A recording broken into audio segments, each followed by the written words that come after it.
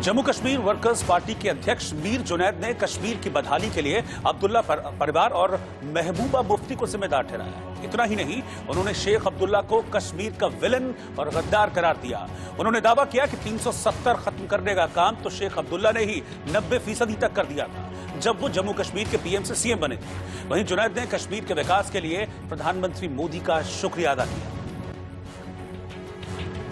जो हमारे प्रधानमंत्री साहब ने, ऑनरेबल नरेंद्र मोदी जी ने 15 अगस्त 2019 को on the रैम्पेट्स of Lal Qila कहा कि हम जम्मू कश्मीर के अंदर परिवारवाद का खात्मा करेंगे और एक नई पीढ़ी को पनपने का मौका देंगे। जो नई पीढ़ी विदाउट पॉलिटिकल बैगेज होगी, जो नई पीढ़ी बिना करप्शन के होगी, जो नई पीढ़ी एक प्रोग्रेसिव सोच को लेके आगे बढ़ेगी, जो सिंसियर हो और जो दो घोड़े दौड़ाने वाले लोग ना हो। ये जो लोगों को ये बता रहे हैं कि चुनाव लड़ने से 370 और 35 को खतरा है, इनको जरा थोड़ा सा इनका बैकग्राउंड याद दिलाएं। अगर जम्मू कश्मीर का कोई असली गद्दार है, कोई असली ट्रेटर है, वो शेख मोहम्मद अब्दुल्ला है कि जिन्होंने 370 और 35 से खत्म करने में कोई कमी नहीं रखी। ये शेख अब्दुल्ला था जिन्होंने चीफ मिनिस्टेरियलशिप एक्सेप्ट करी ओवर प्राइम मिनिस्टेरियलशिप। आर्टिकल का खात्मा तब हुआ था। आर्टिकल का खात्मा तब हुआ जब शेख अब्दुल्ला ने 1971 में इंदिरा गांधी के साथ शेख इंदिरा अकॉर्ड किया। आर्टिकल तब खत्म हुआ जब ये लोग कुर्सी की हवस को लेके, इक्तिदार की लालच को लेके, आर्टिकल को लेके 45 तरमीमें कर गए। 45 अमेंडमेंट्स वेयर डाउन, और आज तक वो सारी चीजें पब्लिक डोमेन में नहीं है। आज आपके चैनल के माध्यम के जरिए मैं तमाम देश के लोगों को ये अवेयर करना चाहता हूं, उनको ये जनरल इंफॉर्मेशन देना चाहता हूं कि आर्टिकल को अगर खत्म करने वाला कोई है, वो 10% बीजेपी ने किया, 90% हमारे खुद के लोगों ने किया। आर्टिकल तब खत्म हुआ जब पीडीपी ने वहां लैंड ग्रांट बिल इंट्रोड्यूस किया, जीएसटी इंट्रोड्यूस किया। तो आर्टिकल तो 90% खत्म था, और ये 10% अगर भाजपा खत्म कर रही है, जहां पे खत्म होने के समय पार्लियामेंट के फ्लोर पे 1/3 मेजॉरिटी 370 पार्लियामेंटेरियंस इस चीज को सहमति देते हैं एब्रोगेशन को लेकर। आपने कहा कि 10% जो है वो जो एब्रोगेशन हुआ है 370 का या 35A का, वो 10% बीजेपी के राज में हुआ है, बाकी पहले हो गया था। तो आप वैसे क्या देखते हैं फिलहाल, क्योंकि आप वहां के रहने वाले हैं, उसके बाद एब्रोगेशन के बाद ग्राउंड पे क्या सोचते हैं लोग, क्या उनकी सोच? देखिए, सोच ये है कि पहले मैं आपके पिछले सवाल का जवाब दूं कि आप कहां अपने आप को देखते हैं। मैंने पहले ही कहा, वो फैसला हम नहीं करेंगे, वो जनता करेगी, क्योंकि सियासी फैसले मैं समझता हूं कि ये एक इंडिविजुअल नहीं करता, ये जनता करती है। और जब डिसेंट्रलाइजेशन की बात हुई, जब हमने म्युनिसिपल के चुनाव लड़े, जब इन्होंने बाइकआउट किया, हमने तब 26 म्युनिसिपल काउंसिल के अंदर 245 कैंडिडेट्स चुनाव लड़वाए, और 245 कैंडिडेट्स में 138 जीत के लाए। इसी तरीके से जब पंचायत की बात हुई, जब ग्रास रूट डेमोक्रेसी को स्ट्रेंथन की बात आई, जब रियल इंटीग्रेशन की बात आई कि पूरे कश्मीर को पूरे हिंदुस्तान के साथ इंटीग्रेट करना है, वन नेशन वन कॉन्स्टिट्यूशन पे काम करना है, हमने पंचायत में हिस्सा लिया। 2774 कैंडिडेट्स को खड़ा किया। 2774 कैंडिडेट्स में 2368 जीत के लाए, और 2368 में से 712 आर वुमेन। और ये चुनाव डेवलपमेंट के नाम पे लड़ा गया। हमने लोगों को समझाया कि जनाब, इससे पहले आप ये कहते थे कि कॉन्स्टिट्यूएंसी में डेवलपमेंट नहीं होता है, गली मोहल्ले में जो कोचे हैं वो ठीक नहीं होता है, ड्रेनेज सिस्टम ठीक नहीं होता है, जबकि एमएलए के पास 5 करोड़ फंड्स होता था। और ये एमएलए जो पुरानी पॉलिटिकल डिस्पेंसेशन के थे, ये 5 करोड़ में 1 करोड़ भी खर्च नहीं करते थे, और वो हाल आप वहां देख रहे हैं। सेंटर ने कोई फंड्स की कमी नहीं रखी जम्मू कश्मीर को लेकर। फंड्स का फ्लो इतना था कि कहने की कोई बात नहीं थी। मगर दोज पॉलिटिशियंस, उन्होंने they made fortunes out of that money, tax payers money से। मतलब उन्होंने अपने घर बनाए, उन्होंने अपने महल खाने बनाए, उन्होंने अपनी जिंदगी ऐशो आराम से बसर करी, जहां पे एक आम आदमी को सफर करना पड़ा। साथ साथ में ये बात बताऊं, ये पंचायत के चुनाव जिस दिन लड़े गए, एक चीज लोगों को समझानी पड़ी हमें। हमने कहा कि इससे पहले कॉन्स्टिट्यूएंसी के अंदर 5 करोड़ रुपया आता था जो एमएलए को खर्च करना होता था, उसमें भी वो पैसे खर्च नहीं करते थे। बट अभी गवर्नमेंट अगर ये वादा कर रही है, honourable prime minister, honourable home minister अगर ये वादा कर रही है कि एक पंचायत के अंदर 1 करोड़ देंगे, तो दैट मीन्स एक कॉन्स्टिट्यूएंसी के अंदर 25, 30, 60, 65 पंचायतें होती हैं। जहां 5 करोड़ आता था, वहां पे 25, 30, 35 करोड़ आएगा। क्या 5 करोड़ में उतनी डेवलपमेंट होगी या 45 करोड़ में डेवलपमेंट होगी, ये लोग फैसला करेंगे। लोगों ने फैसला किया और हमारे इतने कैंडिडेट्स को जो है कि जीत प्राप्त हुई। उत्तर प्रदेश के अमरोहा जिले में भीषण सड़क हादसे में 6 लोगों की मौत हो गई।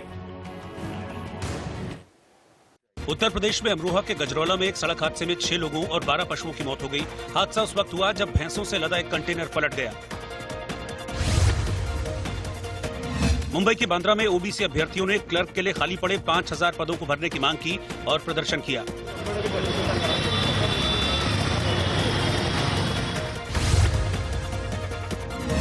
उत्तर प्रदेश के बुलंदशहर में एक ट्रक धंसी सड़क में फंस गया। ट्रक पर रेत लदे होने की वजह से उसे निकालने के लिए जेसीबी की मदद लेनी पड़ी। उत्तर प्रदेश के लखनऊ में मुख्यमंत्री योगी आदित्यनाथ ने आयुष टेलीमेडिसिन सेवा की शुरुआत की। इसके जरिए लोगों को घर बैठे आयुर्वेदिक चिकित्सा पद्धति में पारंगत एक्सपर्ट से सलाह मिलेगी।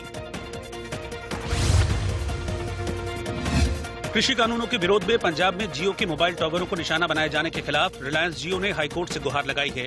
रिलायंस ने पंजाब और हरियाणा हाईकोर्ट से हस्तक्षेप की मांग की है।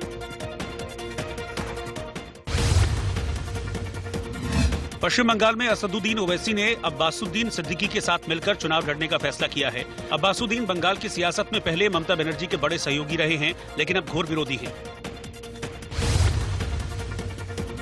मुंबई के सत्र न्यायालय ने गैंगस्टर छोटा राजन और 3 अन्य दोषियों को जबरन वसूली के मामले में 2 साल कैद की सजा सुनाई है। छोटा राजन के ऊपर साल 2015 में पनवेल के बिल्डर नंदू वाजेकर को धमकाकर 26 करोड़ की जबरन उगाही करने का आरोप है। शिवसेना सांसद संजय राउत की पत्नी वर्षा राउत पीएमसी बैंक घोटाला मामले में पूछताछ के लिए मुंबई में ईडी दफ्तर पहुंची। वर्षा राउत को इससे पहले भी ईडी ने नोटिस दिया था, लेकिन स्वास्थ्य का हवाला देते हुए उन्होंने पेश होने से इनकार कर दिया था। तमिलनाडु देश का पहला ऐसा राज्य बन गया है जिसने कोरोना काल में पूरी क्षमता से थिएटर खोलने की इजाजत दे दी है। तमिल फिल्म इंडस्ट्री को बढ़ावा देने के लिए राज्य सरकार ने नए दिशा निर्देश जारी किए हैं। हालांकि इस दौरान कोरोना को लेकर जारी गाइडलाइंस का पालन किया जाएगा। डोनाल्ड ट्रंप ने चुनाव में वोटों की गिनती के दौरान हार की ओर बढ़ता देखकर जॉर्जिया के शीर्ष चुनाव अधिकारी को फोन करके चुनाव परिणाम बदलने के लिए दबाव डाला था। अमेरिकी राष्ट्रपति डोनाल्ड ट्रंप की एक फोन रिकॉर्डिंग सामने आने के बाद ये खुलासा हुआ है। जम्मू कश्मीर में लगातार हो रही बर्फबारी से जबरदस्त शीतलहर चल रही है। घाटी में तो जैसे सफेद चादर बिछ गई है, जिसका खासा असर अब जम्मू पर भी पड़ा है। क्योंकि बनिहाल टनल के पास हो रही बर्फबारी की वजह से जम्मू श्रीनगर नेशनल हाईवे पर ट्रैफिक रोकना पड़ा और हाईवे पर बर्फ को मशीनों के जरिए काटकर हटाने का काम शुरू किया गया।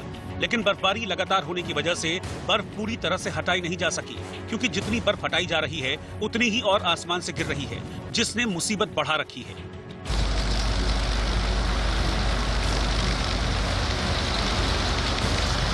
लिहाजा इसका असर ये हुआ कि हाईवे पर ट्रकों और गाड़ियों की लंबी कतार लग गई, जिससे ट्रक ड्राइवरों समेत सैकड़ों गाड़ियों में बैठे लोगों को खासी दिक्कतों का सामना करना पड़ा।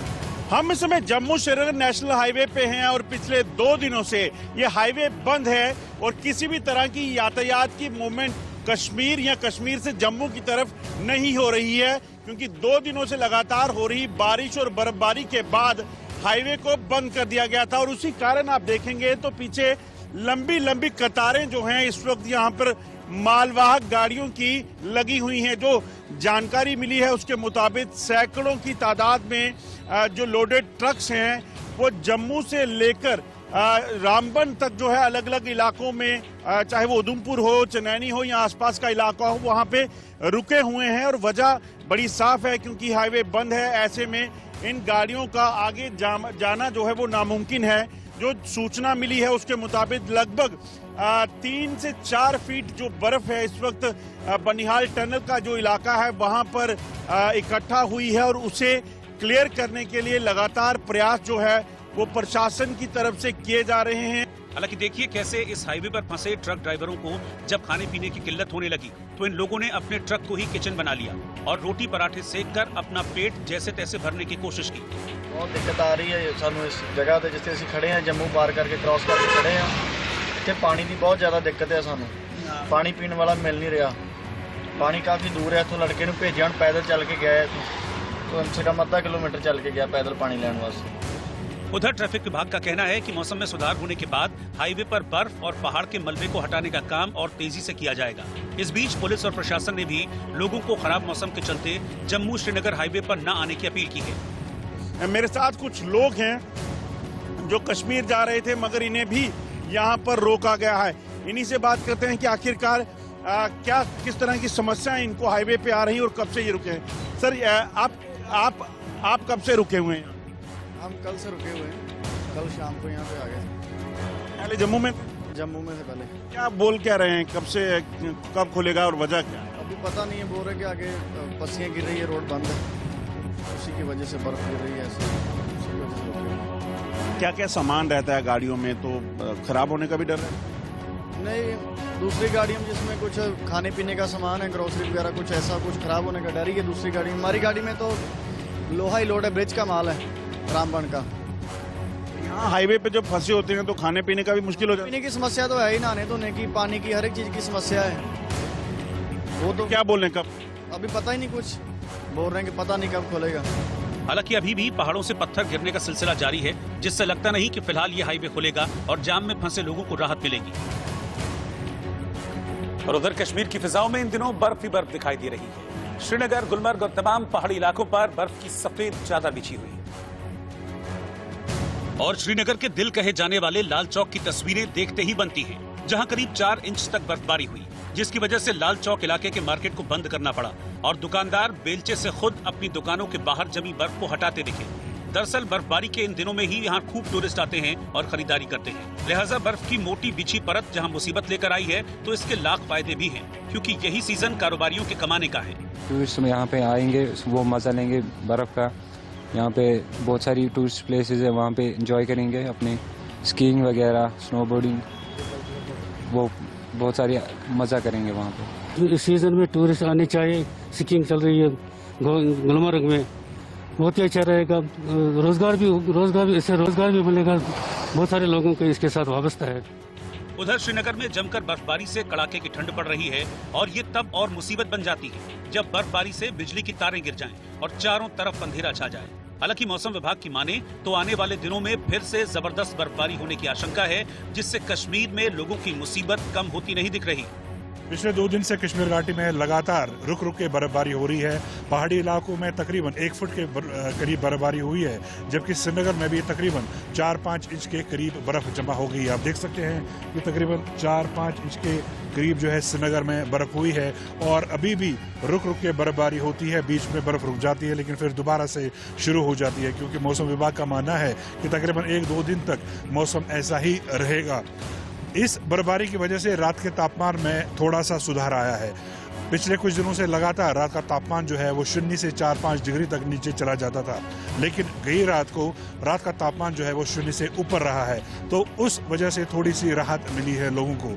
लेकिन आम जनजीवन जो है वो अस्त व्यस्त हो गया है, क्योंकि दूर दराज के इलाके जो है वहाँ पे काफ़ी बर्फबारी हुई है, जिसकी वजह से सबसे पहली कैजुअल्टी है वो बिजली है। कई इलाके पिछले 2 दिनों से अंधेरे में गुप हैं, क्योंकि वहां पे बिजली की तारें सड़कों पे गिर गई है, इलेक्ट्रिक पोल जो हैं वो भी गिर गए हैं। हालांकि शहर में, श्रीनगर शहर में ऐसा नहीं हुआ है। यहाँ पे जल्दी से बिजली को रिस्टोर कर दिया गया है और बहुत सारे इलाके ऐसे हैं जहाँ पे बिजली गई ही नहीं। लेकिन दूर दराज देही इलाकों से खबरें आ रही हैं कि वहाँ पे बिजली की बहुत परेशानी हो रही है।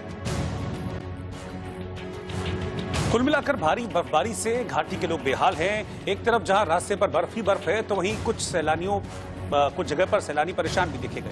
हम आपको 5 तस्वीरों के जरिए घाटी के क्या हालात हैं इस वक्त, वो दिखाने की कोशिश कर रहे हैं। श्रीनगर में जहां भारी बर्फबारी हो रही है, रास्ते पर बर्फ ही बर्फ जमा है, वहीं जम्मू श्रीनगर हाईवे पर बड़ी संख्या में ट्रक फंसे हुए हैं। कुलगाम में जमी बर्फ को हटाने के लिए युद्ध स्तर पर काम हो रहा है। वहीं दूसरी ओर अनंतनाग में लोगों को बर्फबारी के बीच ही खरीदारी करनी पड़ रही है। कुल्लू में करीब 300 सैलानी भारी बर्फबारी की वजह से फंसे हुए।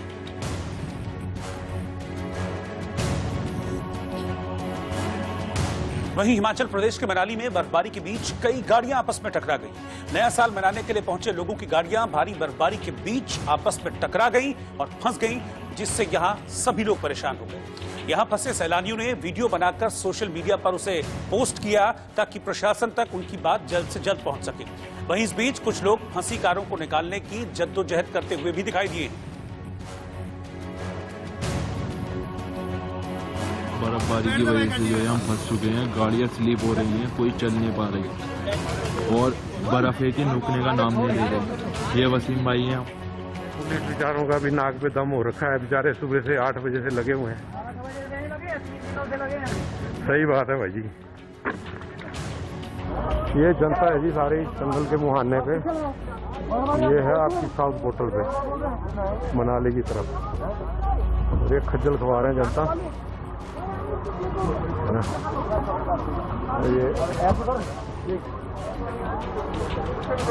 ये हमारे भूषण जी हैं जो टनल को लोगों को वो कर रहे हैं, पर इनसे भी कुछ नहीं बन पा रहा है। बर्फ पड़ने वाली है, गाड़ी मत निकालो, तो ये पुलिस से लड़ पड़ते हैं भाई। और